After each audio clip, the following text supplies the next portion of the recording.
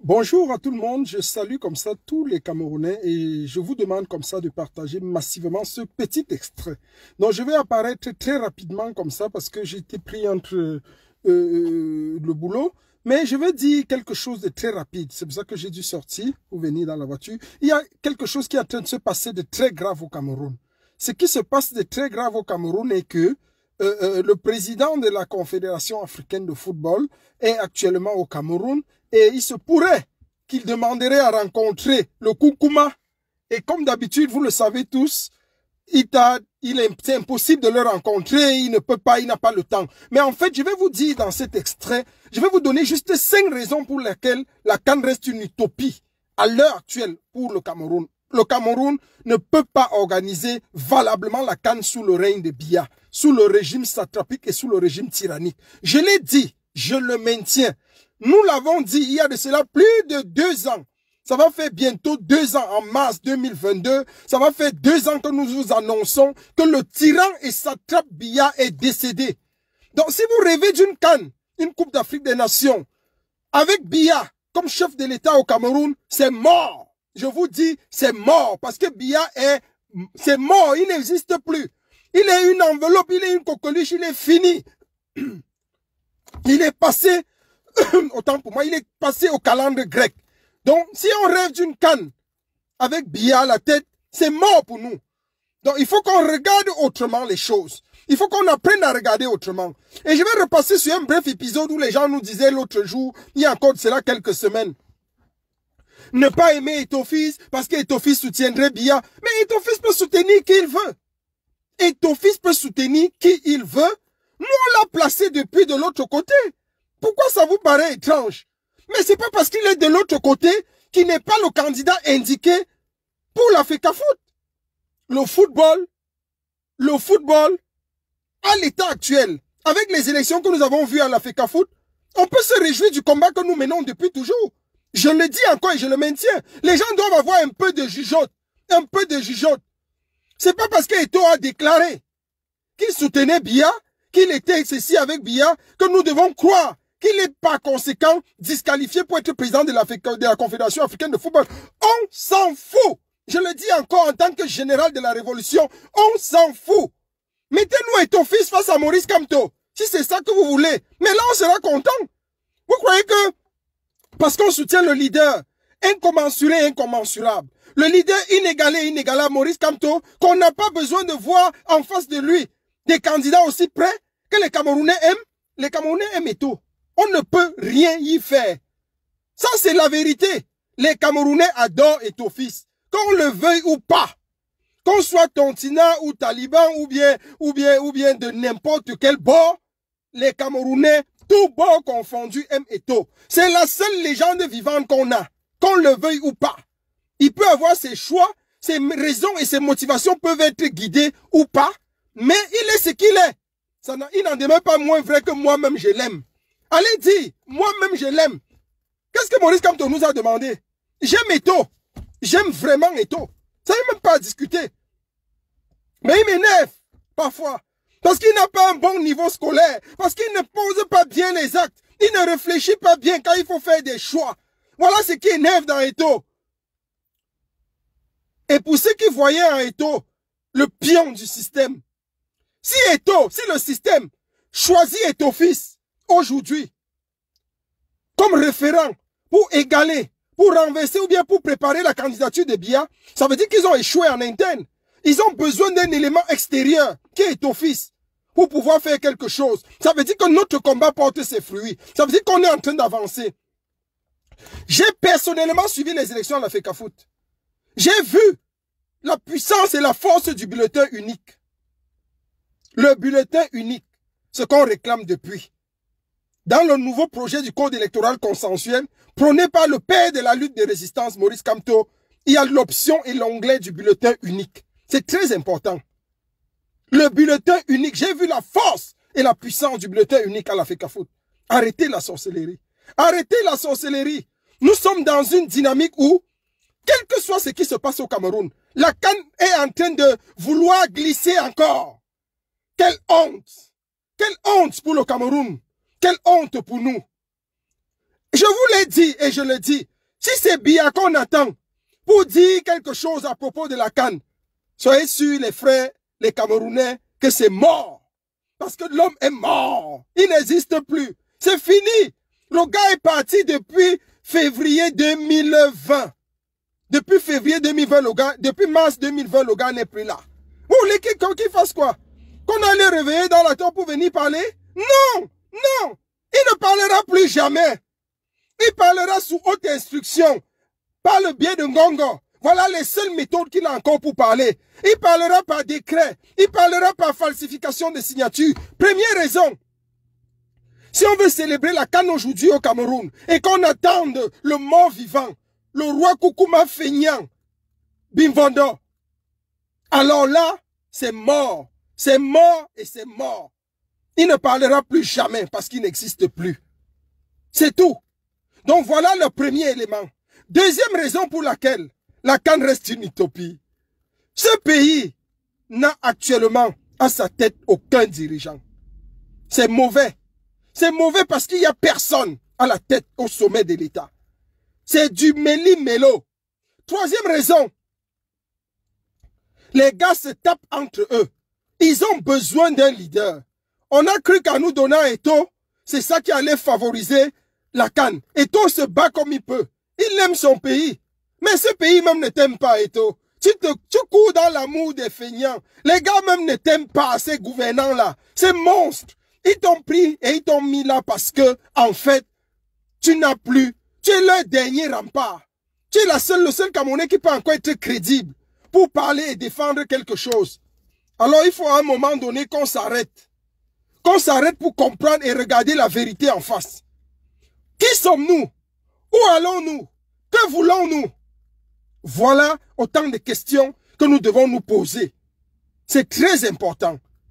Le Cameroun se meurt chaque jour un peu plus, chaque jour à petit feu. Mais on n'a pas assez d'oreilles, on n'a pas assez de jugeotes pour comprendre. On est perdu dans des propos, dans des guerres intestines, dans des rivalités. Voilà notre fort. Mais nous allons toujours nous mettre au firmament et au devant de la scène. Le mouvement corps va toujours se placer comme avant-garde pour sauver la révolution, sauver la lutte et sauver la diaspora en elle-même, la diaspora combattante. C'est ça notre rôle. Nous n'allons pas fléchir. Vous êtes nombreux à m'avoir demandé, mais général, on te veut, on te veut, on te veut. Je reviens, je suis avec vous. Nous sommes en train de travailler le lobbying de manière puissante. Nous nous rapprochons de ceux qui peuvent nous aider à sortir de ce gouffre dans lequel la démoniaque France, avec le biais de nos dirigeants, de ces ventrus, de ces octogénaires dangereux pour l'Afrique, nous a plongés. Et c'est pour ça que nous devons nous battre, bec et ongle, jusqu'à la dernière minute pour sortir de ce joug, nous libérer, nous affranchir. C'est le combat que nous menons. C'est le combat du mouvement corps, c'est le combat de la diaspora combattante. La révolution a été pleinement infiltrée. Depuis Paris, c'est pourri complètement. Pourri, pourri. La France tire elle-même les ficelles du jeu. Mais nous ne devons pas nous laisser abattre. Ce n'est pas pour cela que nous allons fléchir. Nous allons continuer de nous battre. Et je le redis encore et je vais toujours le redire.